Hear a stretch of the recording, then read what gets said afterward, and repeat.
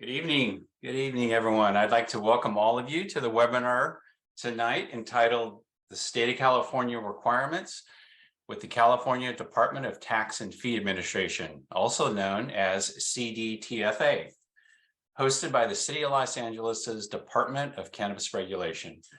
My name is Frank Louie with the Cal Asian Chamber of Commerce, and I will be the moderator for tonight's event. Before we get started, let's take a moment to review some of the housekeeping rules. Please note that this webinar is being recorded and can be viewed after the editing process on DCR's website. You will be muted with cameras off for the duration of the webinar. This means that your camera and audio functions will not be available to you during this session. However, you will be able to see and hear all the panelists. There is an open chat box where you can interact with one another for networking or comment on the information. Please use caution when sharing personal information in the public forum and keep your questions focused on tonight's topic. And please do ask questions about tonight's subject matter in the question and answer box below. We are gathering and responding to your questions throughout the presentation, and we'll have a Q&A session where you will get responses in the last 10 to 15 minutes of tonight's event. You're also encouraged to utilize the Q&A box at the bottom pane of your Zoom screen. If you use the Q&A box for questions, everyone will be able to see the response when they are answered. And finally, please note that the content presented tonight was not created by the Department of Cannabis Regulation or the City of Los Angeles and is for informational purposes only. The information is subject to change and does not replace or supersede the Los Angeles Municipal Code, nor constitute legal advice. If you have specific questions outside of tonight's topic, please call 213-978-0738 during business hours to speak with a DCR representative. Now let's transition to the presentation for tonight. I'd like to introduce our speaker, who I've known for several years from the California Department of Tax and Fee Administration, Nick Maduros.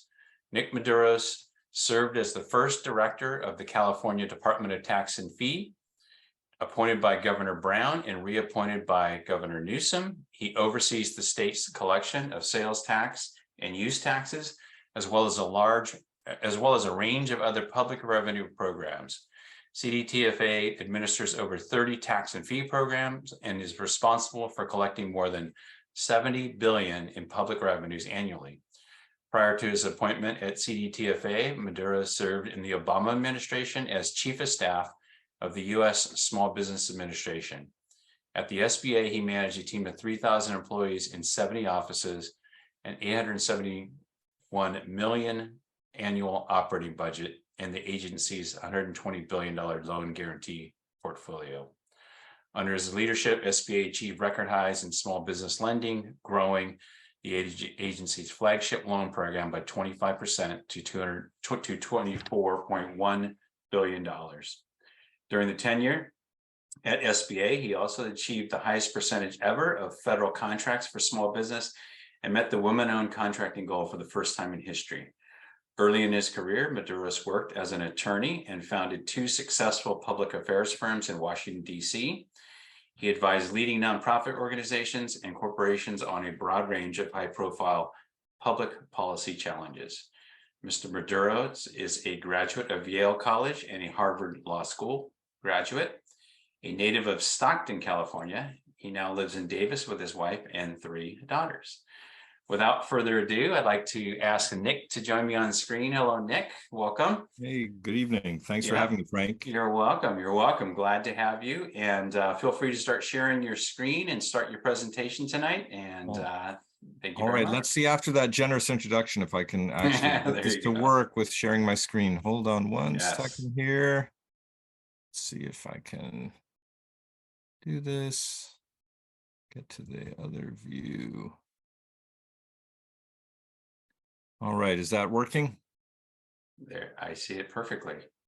Super. Well, listen, thank you everybody for joining this evening, or if you're watching later, it's a pleasure to be with you. I'm going to take a bit of time this evening to walk through California's cannabis taxes to make sure that you understand the responsibilities involved if you are involved in the cannabis industry in the state of California. Tonight, I'll start with a little bit about CDTFA and then go through sort of a broad overview of the cannabis tax laws, as well as our sales and use tax laws, which also apply to cannabis retail sales. We'll talk a bit about medicinal cannabis and trade samples, retailer requirements, some equity operator provisions, and then some general things that you ought to know if you're involved in the industry in terms of registering for a permit with us, record keeping, and various penalties and enforcement provisions that it would be that you ought to keep in mind. And then at the end, I will be sure to save time for questions. If you have any, I would be happy to try to answer those for you. So a bit about CDTFA. We administer 37 different tax and fee programs for the state of California. Soon we'll have 2 more come next year, so we'll be up to 39. Actually, last year, Frank, we were up quite a bit from those numbers. We collected almost $92 billion in revenue in fiscal year 21-22, which ended at the end of June of this year. Our headquarters are in Sacramento. We do have 22 field offices located around the state. We also have offices in New York, Chicago, and Houston, where we have teams of auditors who audit companies that owe sales and use tax in the state of California, but are based outside of the state. We've got about 4,000 people working for us currently. So Prop 64, as you probably all know, was approved by voters in November of 2016 and legalized adult use cannabis in the state of California as of January 1st, 2018. It established the cannabis tax law, which is what we administer at CDTFA. And the tax law has just changed this year. The legislature passed and the governor signed reform. So we'll talk a bit about the cannabis tax law as it exists right now, and then we'll focus mainly on the cannabis tax laws as they will be implemented as of January 1st, 2023, so in just 6 weeks or so. Let's first go over the cannabis business activities that have requirements with CDTFA. I will focus largely today on retailer activities, but there are obviously other business entities involved in cannabis activities in the state of California, and all of these folks, all of these types of businesses do require permits issued by CDTFA. So those are cultivators, people performing activities involved in planting, growing, harvesting cannabis, manufacturers, distributors, and lastly, retailers. So the cannabis tax as implemented after Prop 64 was very complicated. And it basically had the distributor at the heart of the tax system, with cultivators paying a cultivation tax to the distributor and retailers paying the state's cannabis excise tax back to the distributor, and the distributor remitting those taxes to CDTFA or to the state on a quarterly basis. And then the sales tax was paid directly by the retailers to CDTFA. It proved to be a very cumbersome process, in no small part because the cannabis excise tax was set by Prop 64 at 15% of the retail price. But since the retailer, under the soon to be sunset system, since the retailer was not actually paying the excise tax to CDTFA, and the distributor did not necessarily know how much the product had sold for at retail. And so what we had to do every 6 months was basically do calculations based on data in track and trace, which is, as you probably know, the state system for monitoring all cannabis transactions from seed to sale.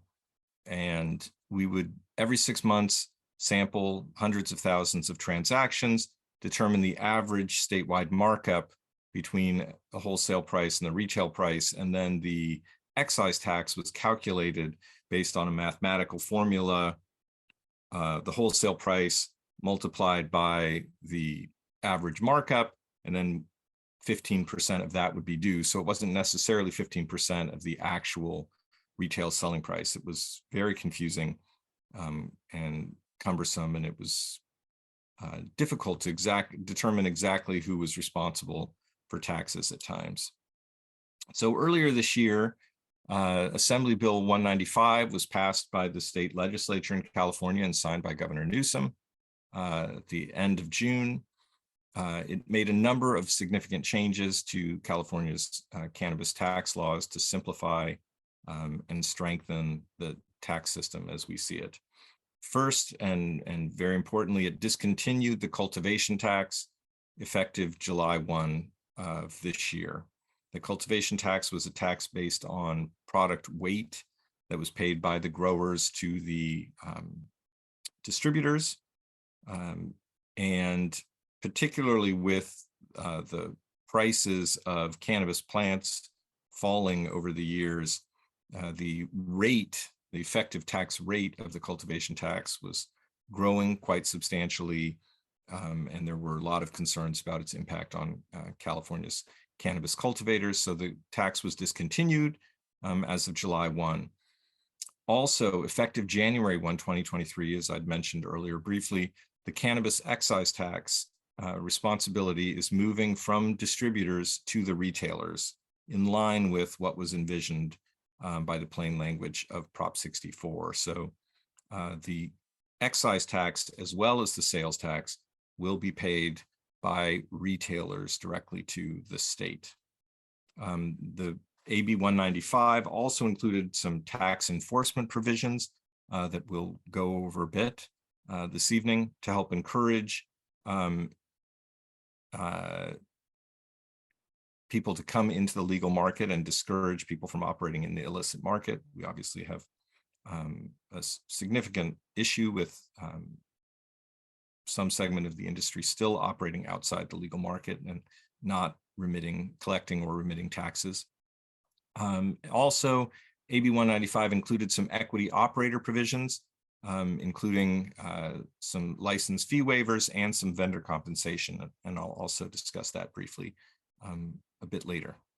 So from that very complicated system that a few slides back, we moved to something much more streamlined where the retailer really is the one responsible for collecting the excise tax and the sales tax from the consumer at the time of sale, and then remitting those taxes to the state of California.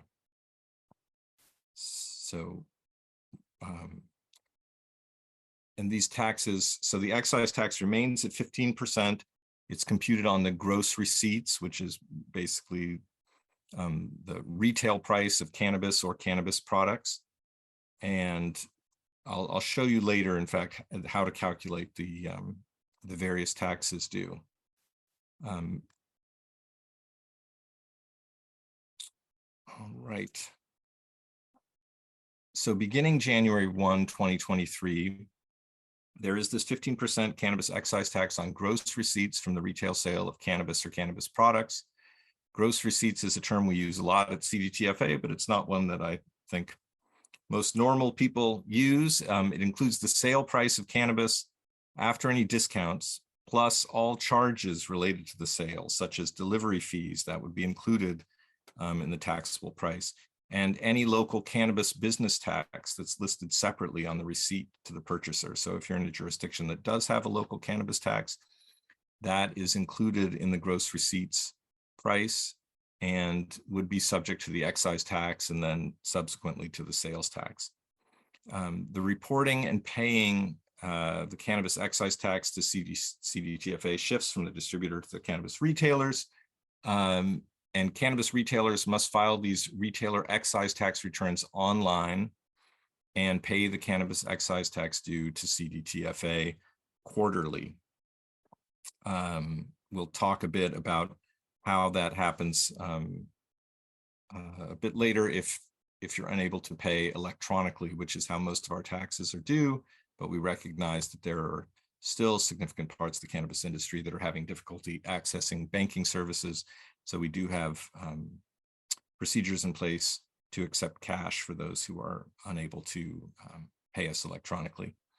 The first cannabis retail excise tax return will be due May 1st of 2023. Typically, they're due the final day of the month following the quarter. So the first quarter of 2023 is January, February, and March. Typically, they'd be due the very end of April, but because that falls on a weekend,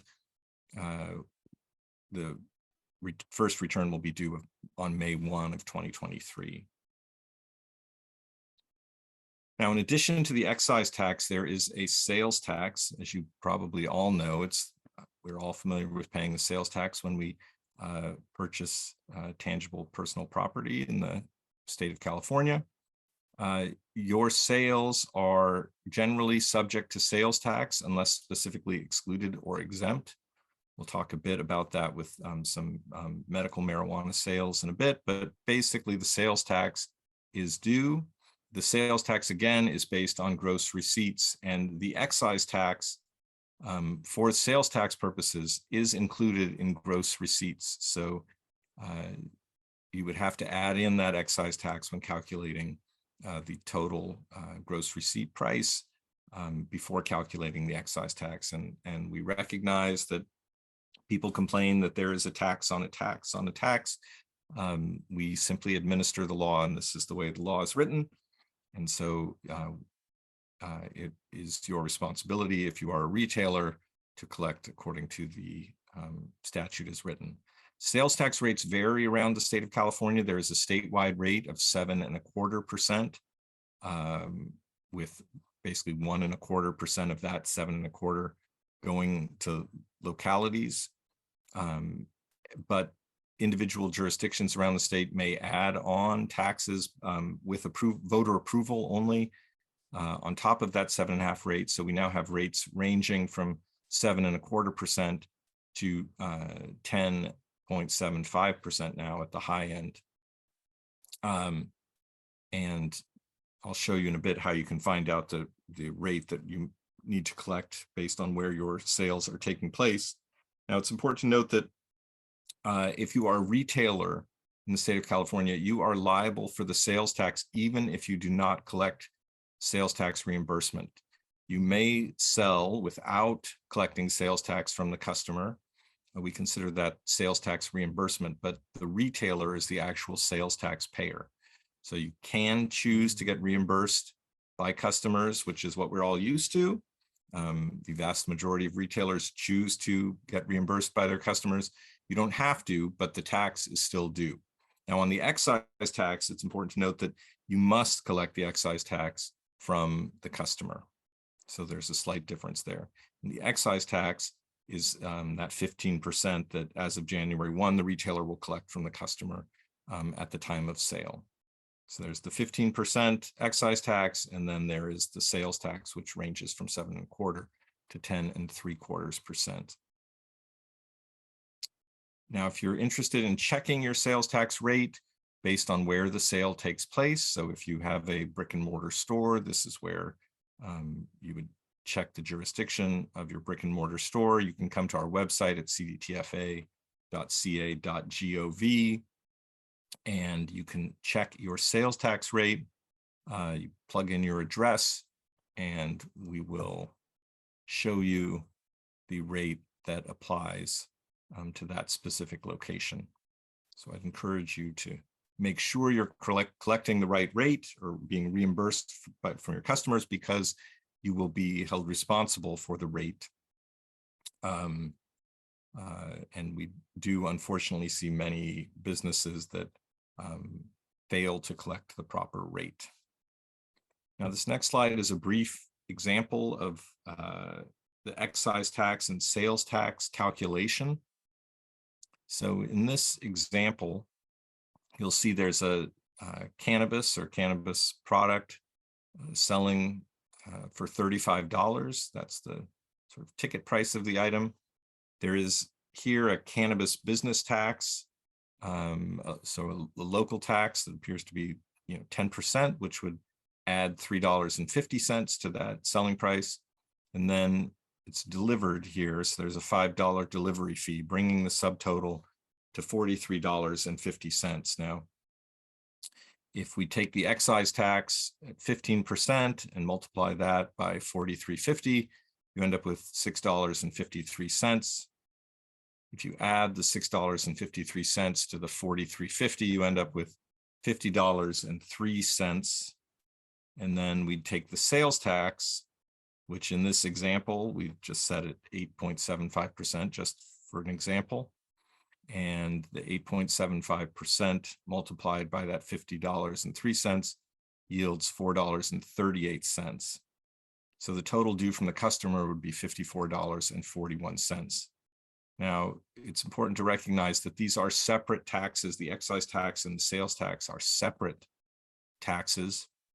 And in fact, the sales tax is three, in this example at least, is three different taxes, but we'll just have you file that once, and we'll do the other calculations to apportion the local taxes that are part of that.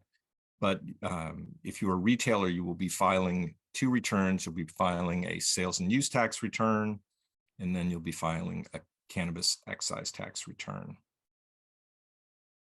And you can see there that the initial selling price of $35 does increase relatively substantially to $54.41 in this example, although $5 of that is a delivery fee in this example. So that's not us in taxes. Want to talk a bit about resale certificates. So if you are involved in buying merchandise wholesale for resale, in order not to be subject to the sales tax, you must provide a resale certificate to your supplier. So this allows you to buy resale inventory without paying sales tax reimbursement to the seller. In order to do that, you must provide a timely completed resale certificate to your supplier. And we do have a form that you can use. It's CDTFA 230, the general resale certificate. Now, you cannot use this form for purchasing personal items. So if you have a resale certificate and you're using some of the items yourself that you're purchasing, there is a pretty severe penalty for misuse of these. And let's see. So if you're a confirmed retailer, you generally would provide a resale certificate to your supplier when you're purchasing cannabis products, anything that you are going to sell. I mentioned earlier medical cannabis. There is a sales tax exemption for sales of medicinal cannabis in some limited circumstances.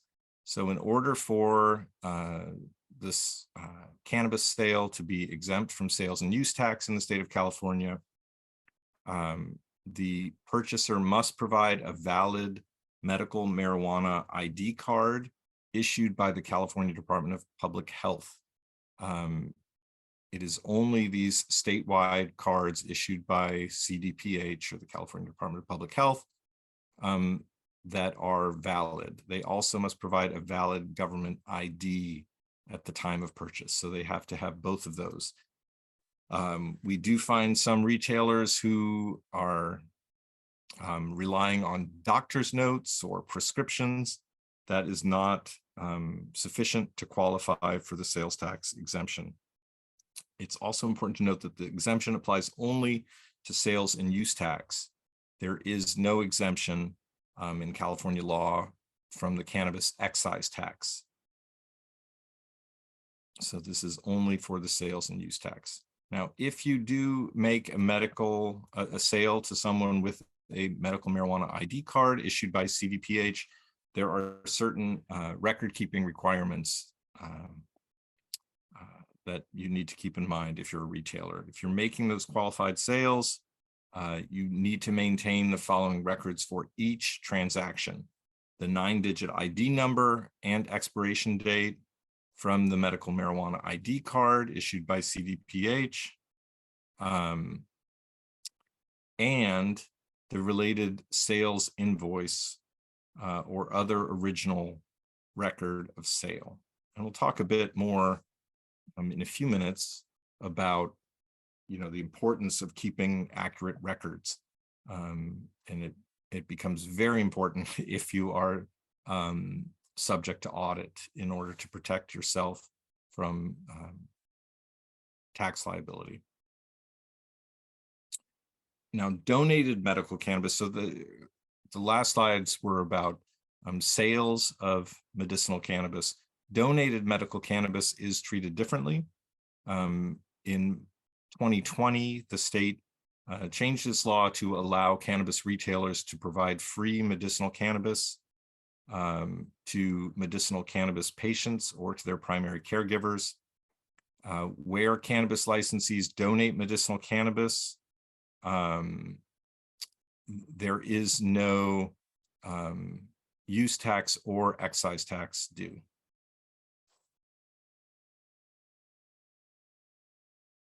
Now, trade samples. If you're a retailer and a wholesaler provides you with trade samples so that you can try various products, there are some unique tax implications of that, although they typically apply to the wholesaler rather than to the retailer. So cultivators, manufacturers, and distributors can provide trade samples, and cannabis retailers can receive cannabis trade samples. The excise tax does not apply to trade samples if the cannabis trade samples are given for free. And again, it's important to document the receipt and the transfer of those cannabis trade samples. And when it comes to the sales tax, when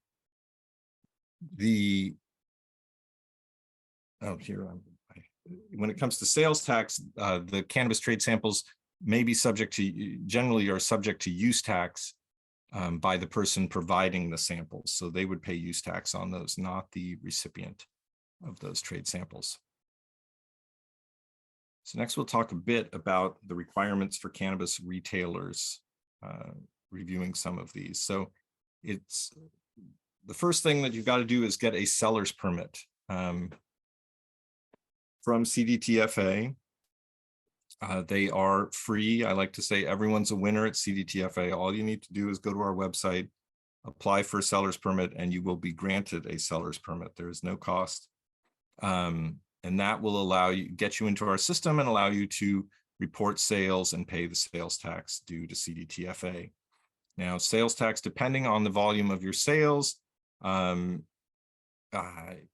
most people are, I would think most people in the cannabis industry are filing quarterly, but are making what we call monthly prepayments. So you would make sales and use tax payments to the state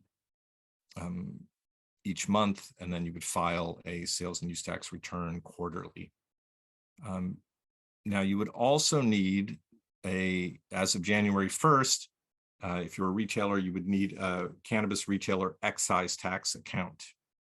And that will allow you to collect the cannabis excise tax from purchasers and to provide a receipt or invoice to the customers, which you have to do under the law. Provide a receipt or invoice that shows that the excise tax has been paid. Now, that begins January 1st of next year, as I mentioned, that the retailer has to have that excise tax account and report and pay the excise tax to the state of California. Now, you also need a license issued, of course, by the Department of Cannabis Control, which is one of our other departments here in the state of California.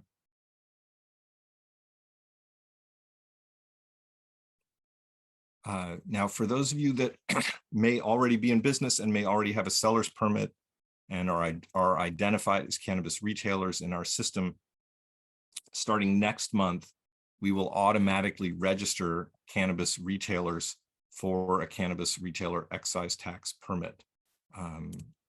So that is one thing we're trying to do to make it easier for folks.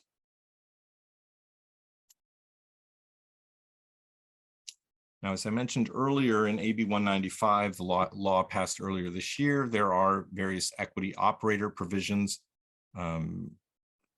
Most of them do not involve CDTFA, so I won't go into those, but I'll talk a bit about how they apply to us on the tax front. So there are waiver of cannabis license fees from the Department of Cannabis Control. These are available in certain instances to business owners who have been negatively impacted by the criminalization of cannabis over the years. And you must meet certain requirements to qualify, including, importantly, an annual gross revenue amount of $5 million or less. And at least 50% of the ownership of the business must be by a person meeting one of the equity criteria. If you're interested in more information about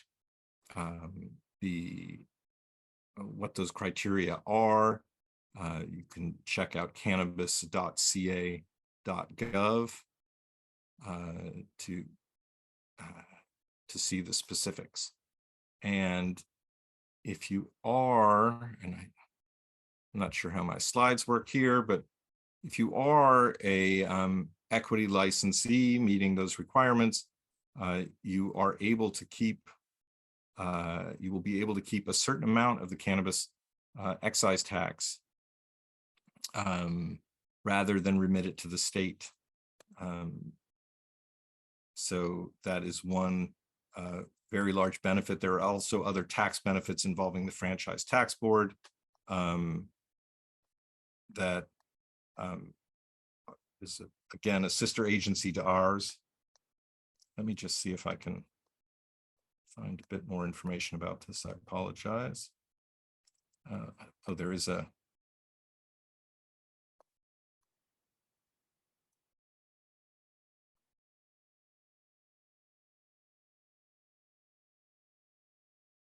Did I skip the?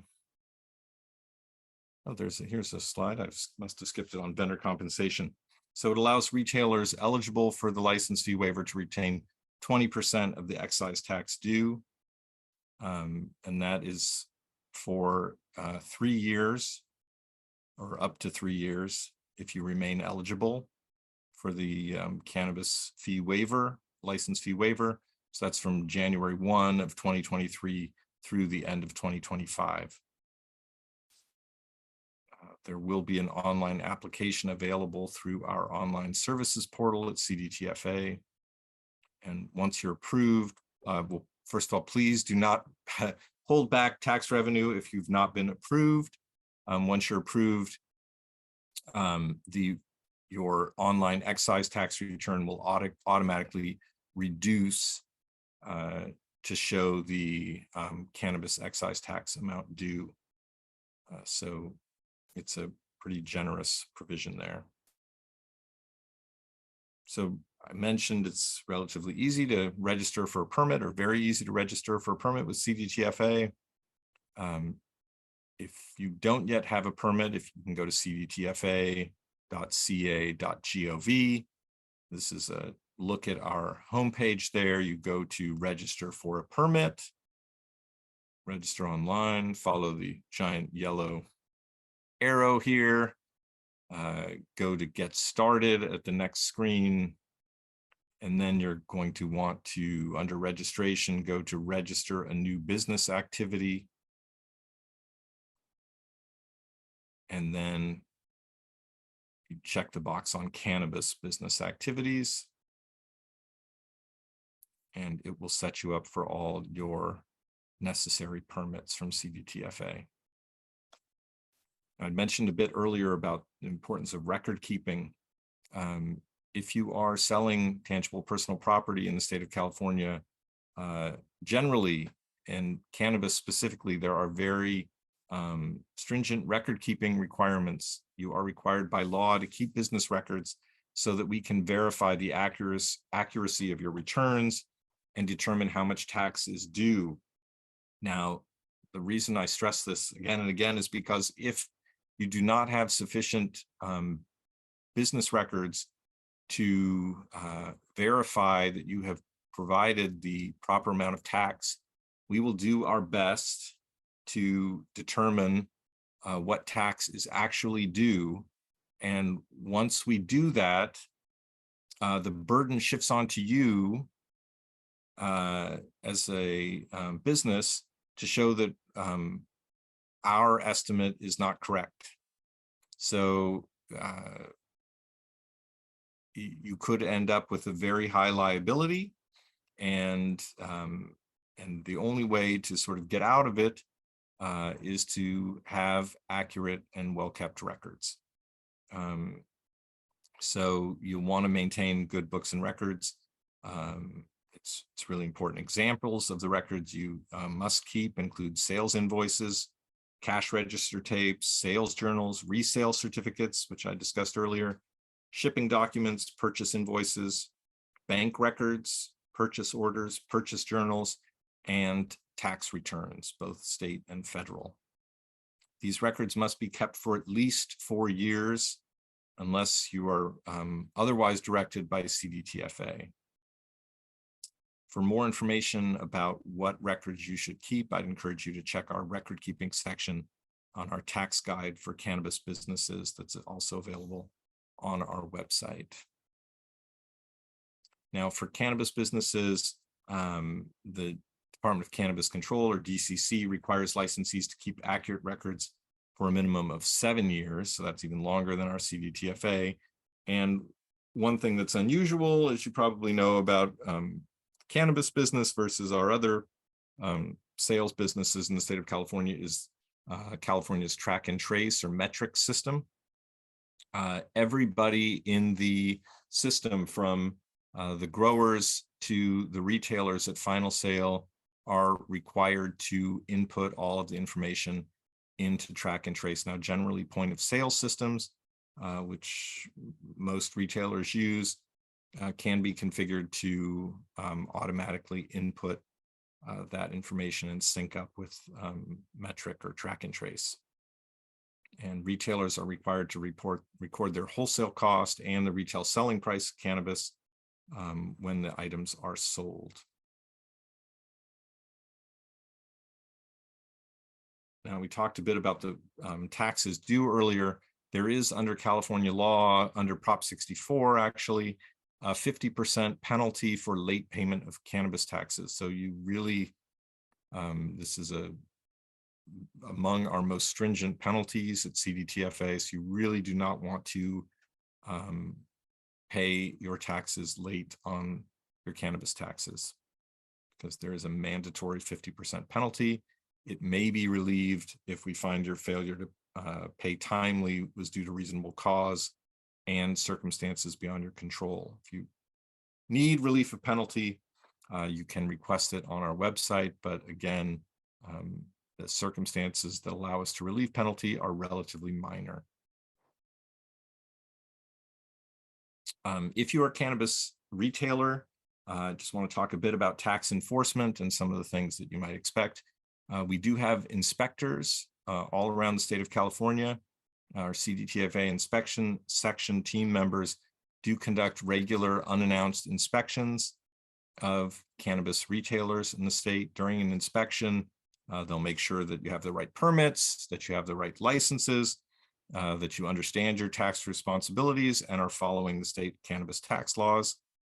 Generally, they'll spend some time in your business looking at purchase invoices and sales receipts to make sure they include the required information and to make sure that cannabis taxes were paid or collected. They'll check to make sure the packages are all, or that the products are all packaged as required by law. They'll make sure that the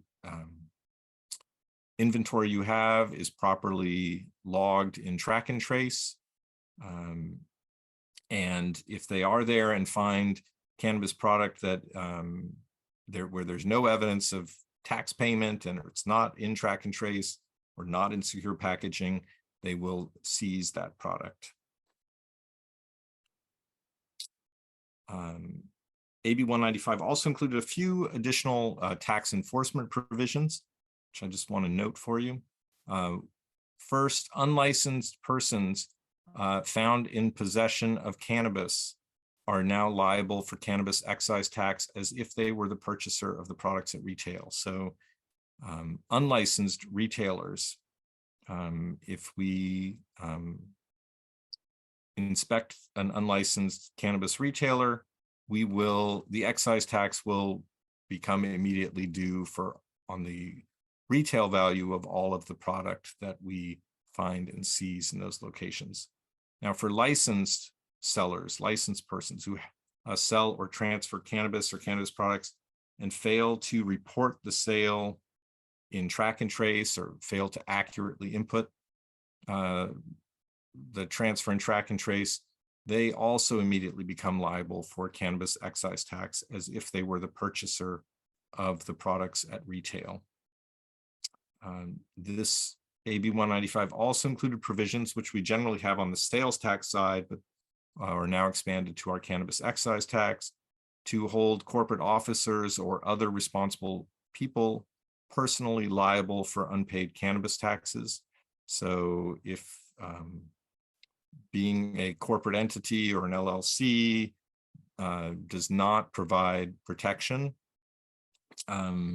we will and generally do hold corporate owners or other responsible people liable for the taxes personally. So just an important thing to note, that you're not shielded by any sort of corporate entity. The law also established a multi-agency task force that involves a whole host of state agencies, as well as the Attorney General's office and many others, to try to get a better handle on cannabis enforcement of the illicit market here in California. Now, I mentioned earlier the tax guide for cannabis businesses. I'd encourage you to take a look at that. It has a lot of great information. You can find it again on our website if you go to the homepage and click under tax resources and then look for industry guides. And then again, we'll follow the big yellow arrow and you can go to cannabis businesses, click there, and you will get the tax guide for cannabis businesses, which our graphics team has, I'm looking at it, has a very large, colorful cannabis plant there. And it should have most of the information that you need. If you find something confusing or need additional information, I'll get to that in a minute, I guess, but I'd also encourage you to sign up for updates from CDTFA. We will, as new rules or regulations or any kind of guidance comes out, we will, if you are signed up, we will automatically send that out to you. But also, if you have questions, I'd encourage you to contact us. We do have a customer service center. It's open every day from 7:30 to 5, at least Monday through Friday, 7:30 to 5. We have a taxpayer rights advocates office that exists just to help taxpayers who may be having trouble. And again, our website and the Cannabis Industry Guide. So with that, I've talked a lot. I don't know if anybody has any questions for me, but I hope that gives you some brief overview at least, or possibly not that brief, but some overview of California's cannabis tax laws. Thank you, Nick. I learned something every time. I mean, you know, not that taxes is on the top of my list to study every night, but every time you present and you go through that level of detail, we all come out with more information. A couple things that highlighted to me were record keeping is key. I know that that's true for all businesses. I think in the cannabis space, even more so, especially for the new emerging entrepreneurs, about, you know, record keeping and the process they put together are key. Pay on time. I saw that penalty. That's definitely not something you want to deal with, right? Pay on time, or the 50%. And then what I thought was really interesting about the information as well is about the unlicensed person are liable for taxes, which is really quite amazing, right? So I have lots of questions, and also have one that Darwin asked in reference to some of your early comments. he had, you had mentioned something about two types of tax returns or tax reports that are supposed to be filed. Can you just clarify what Sure. that So was? there's a sales tax return, Hmm. which you would file, and there's this cannabis excise tax return, which are separate returns. And if you're a cannabis retailer, come January, you would need to file both of those Okay. each quarter with the state, and they are separate. Okay, great. And then a couple of questions that I have that Mhm. came in. What CDTFA issued permits does the cannabis retail require? Maybe just to kind of Yeah, so reinforce that. everybody needs a sales and use tax permit from us. That's really easy to get. We've got about 1 million of them out there around the state of California. But beginning January 1st, for the first time, if you're a retailer, you will also need this cannabis excise tax permit. So those are the two permits from us that a cannabis retailer would require. Okay. And then are there any other permits or licenses that I'll need to obtain for my cannabis business? Yes, for sure. You would need a license from DCC, the Department of Cannabis Control, to operate legally. And then I think many, or I don't know of any city or county in the state that doesn't also require some local license in order to operate. So you would need to make sure you've got a local permit, the Department of Cannabis Control permit, and then our permits. Mm-hmm. And I think you referenced that. And I'm sorry. I know that's a lot of permits to get and there are a lot of hoops to jump through, but we just administer the law. Yeah, yeah. And then you referenced I think you said there were no fees, right? That's right. There are no fees for any of our permits. I believe there are fees for some of the others, but not from CDTFA. Okay. And then kind of a question that had come in, and it's around the changes in AB 195 from the taxes being collected by the distributor, and then we'll pivot to the retailer.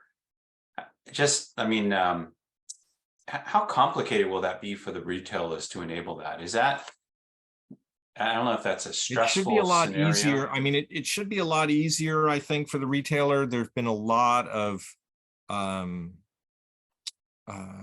difficulty managing the relationships and the tax liabilities between retailers and distributors.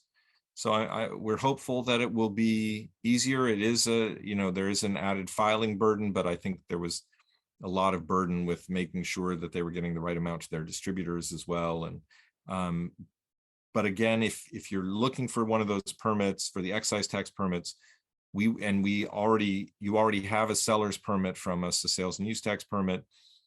We should automatically, if we know your cannabis business, get you one of the cannabis excise tax permits in December, so next month.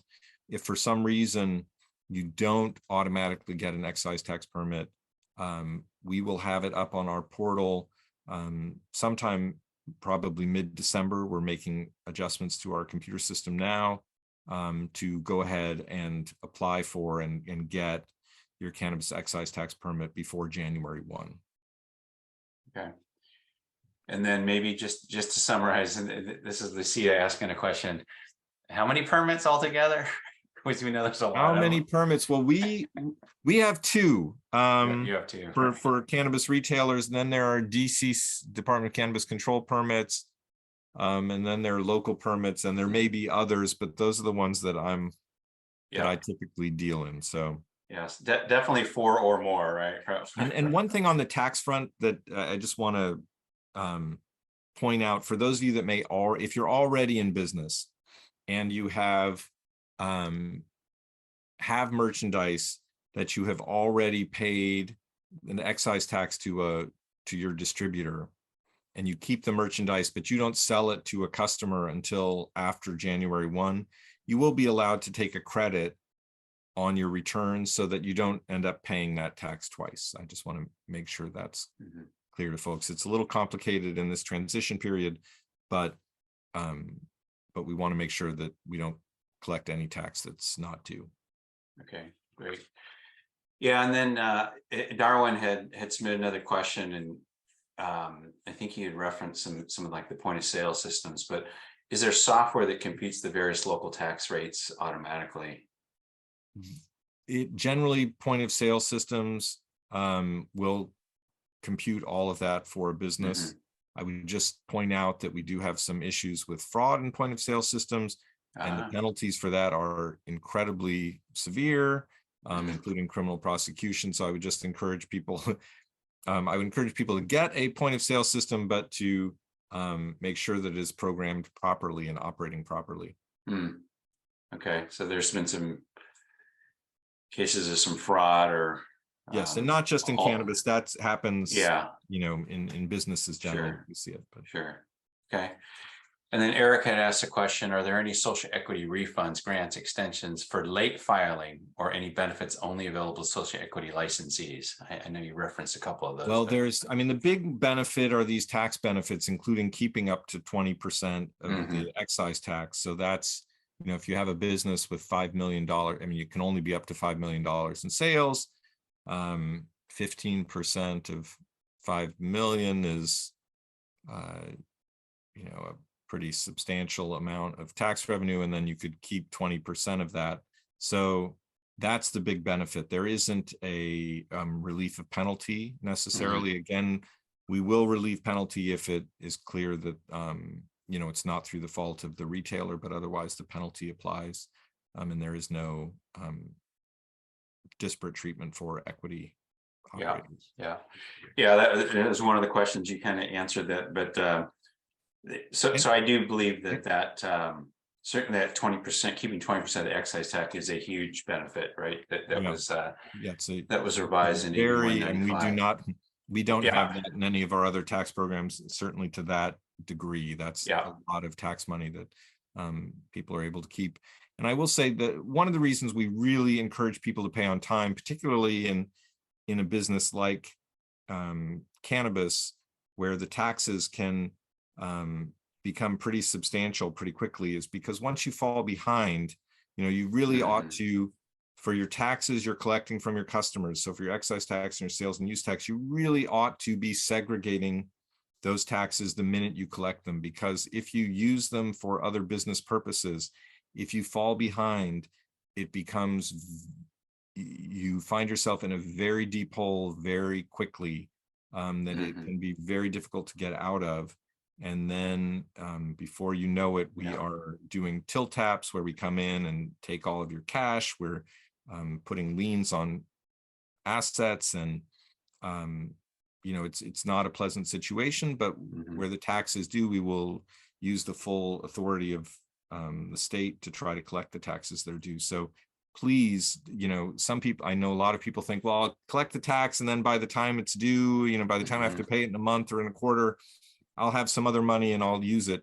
I would really encourage people to segregate those tax funds and just use them for the tax, because if they're not there when the tax is due, the penalties, the interest, and the collection fees and everything else can just pile up and make it very difficult to succeed.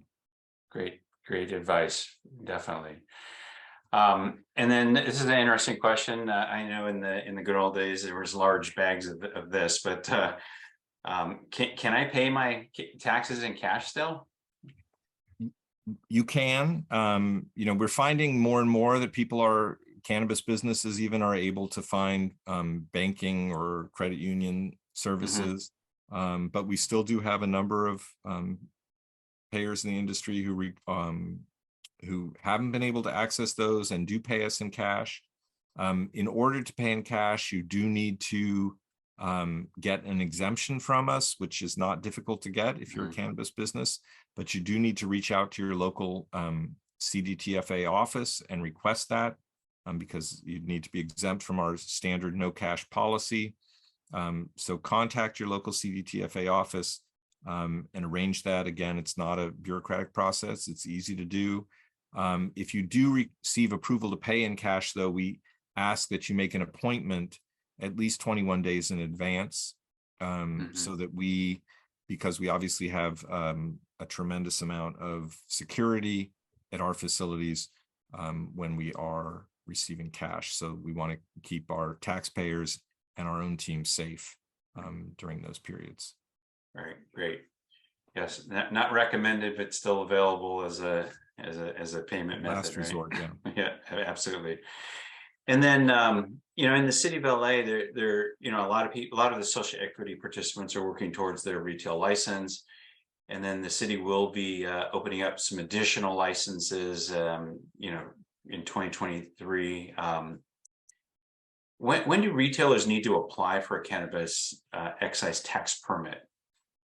Well, so if they're not in business, you don't need to get one earlier, although I believe they might be a precondition for some of the DCC permits at least. But there's no there's no harm in getting one if you need one, because our permits are free. Although I would say that once you take out a permit, you do need to file. And we have a lot of people who think, well, I took out a permit, but I'm not yet in business. And so they don't file either their sales tax return, or I'm assuming we'll face the same dilemma with our excise taxes returns come 2023. If you've taken out a permit because you need one to get another permit or license, make sure you file a return. It's easy. You basically say you've had 0 sales, but you do need to file those returns, or else you'll go delinquent, and then your license your permit from us may be revoked. Again, there's no fee for that, but it could mess up your process of getting licensed other places. So if you do take out a permit from us because it's a precondition, just make sure you file a 0 return if you're not in business yet. Great, that's good. That's excellent information. I wasn't aware of that as well. And then you mentioned about absolutely not, being late on any payments, but this is an interesting question. Can I make prepayments on cannabis excise tax like I do for sales and use tax? So as I mentioned, for the most part, I think most of our cannabis retailers, for sales and use tax purposes, they file quarterly, but they have monthly prepayments that are due. And so they pay 3 times a quarter. For the cannabis excise tax, we don't have a formal prepayment system, but particularly for those individuals or businesses that are paying in cash, they may not want to save 1 full quarter's worth of cash somewhere for security reasons. And so in those cases, or in other cases, if people just want to make sure that the temptation of spending the money on something else isn't there, they can make multiple payments to us. They just need to make sure that it's identified to the proper account, which isn't that complicated. But we will take multiple payments, but there is not a formal prepayment system like there is in the sales and use tax arena. Okay, good. And then I know the industry fought long and hard on this one, but you could just clarify and reinforce: is there still a cultivation tax? There is no cultivation tax as of July 1 of 2022, as of earlier this year. So the cultivation tax has been eliminated. Yeah, which is pretty amazing in the scheme of it's kind of like you said about keep 20% of your excise tax for social equity, and no more cultivation tax. It's it's going in the right direction, right? Although I will say, and this is a slight complicating factor, at some point, and I'm not sure what the date is, in order to make this revenue neutral, because there are various recipients of all of these cannabis taxes, including childcare providers and others, and mental health professionals and others. So when the cultivation tax was eliminated, there is a relatively complicated formula that basically looks at if the funding falls off for these recipients of the tax revenue, at a certain point, the excise tax will be adjusted in order to make up for the revenue lost on the cultivation tax. If the revenue doesn't fall off, then it will stay at 15%. If it does fall off, it can rise as high as 19%. So that will happen in the future, and I'm not sure off the top of my head exactly when those what those dates are. I remember that reference, and obviously those details are in the in the legislation and the updates. I remember seeing those dates, but hopefully they are not triggered, right? We're all hoping that it was good forecasting, and we're able to maintain that. And then final question, just on clarify so if for the social equity operators that need clarification, questions, assistance, what are the resources again, and are those resources available for free? I mean, what are the resources to navigate this? Well, the resources on our end are available for free to all operators. We have, by California standards, a relatively limited universe. We have about 1 million filers, so we try to provide sort of very strong customer service, and we also obviously want to make sure that people comply with our tax laws. So if you do have questions, either on the equity side or otherwise, check out our resources online. If you have further questions, you feel free to call our 800 number. They can put you in touch. They can either answer your questions there, or they can put you in touch with our cannabis tax team specifically. You can also reach out to our taxpayer rights advocate office, who can help. Our goal is to get people to voluntarily comply. So that's our entire focus. Well, great. I'm sure there'll be some phone calls and inquiries and made, but that's the purpose of educating everyone on where to go. Yeah. And I just looked, so it's beginning in fiscal year 25-26 that the excise tax rate will, I believe that's right. So it's in July of 25, the excise tax rate might start adjusting. Could be adjusted, right? If I think that's right, but I could be, I'm not positive, but I think that's right. Okay. Well, Nick, always a pleasure. Great presentation, fantastic information, valuable to all the social equity participants in the city of LA, and all of those that are pursuing cannabis licenses in the city of LA. This will be a resource available to them that will help them navigate, on their business journey. I want to thank everyone for attending this informative webinar offered by the City of Los Angeles Department of Cannabis Regulation. This webinar was recorded and will be found on DCR's website at cannabis.lacity.org. If you have any questions on accessing your account, please email dcr.scp@lacity.org. And another reminder to please join the December 3rd Unite Network Mixer at the historic Mayfair Hotel, hosted by the DCR. This event is a social equity community and social equity individual applicant event. Come out and meet operators, innovators, see the resources, tools, and support services provided to the SCPs.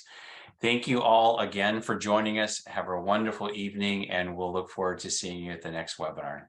Thank you very much. Have a good night. Bye-bye.